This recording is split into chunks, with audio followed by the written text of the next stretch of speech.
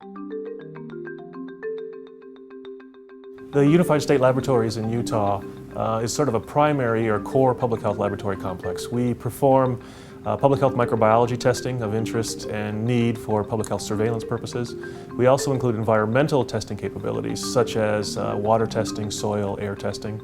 And then interestingly, we're one of the roughly 15 public health labs in the country that do forensic toxicology testing as well, which includes driving under the influence testing, drunk driving type of testing, as well as determining the cause and manner of death for suspicious deaths for the medical examiner. Prior to having the 7500 Fast DX, we were limited with some of the much older sort of core public health virology testing in the influenza arena. So we did DFA testing, which takes time, involves viral culture work. It's slow. And while it's accurate and provides a good product, it takes too long to allow us to get really actionable test results. The 7500 has allowed us to get real-time test results that are really actionable, that allow us to say something to our local health departments or to our hospital communities and say, this is what's out there.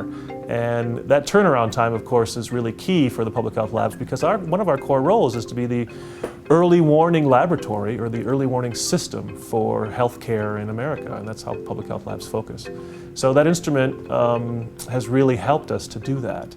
Not only is the 7500 Fast DX an easy-to-use instrument, in terms of functional hands-on abilities, but the data analysis is really quite smooth and seamless. The potential of the instrument to be used outside of the influenza arena, which is where we focused on, is also something very important. So we use it for arboviral testing as well, and some of the other LRN, laboratory response network testing. We have a much more seamless public health delivery system when we and our public health partners are working on the same platform, the same science, the same FDA mandates. Life Technologies helped tremendously in getting all of those pieces of that puzzle together so we could see the whole picture, so to speak, and respond to this pandemic.